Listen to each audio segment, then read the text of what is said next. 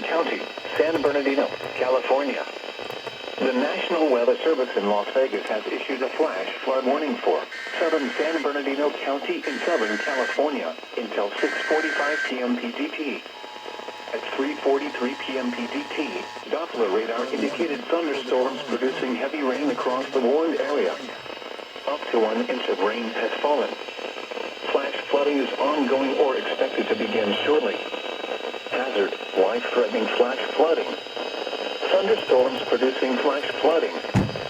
Source, radar. Impact, life-threatening flash flooding on low water crossings, creeks, normally dry washes and roads. Some locations that will experience flash flooding include 29 Palms, Yucca Valley, 29 Palms Base, Joshua Tree Lake Campground, Joshua Tree and 29 Palms Airport.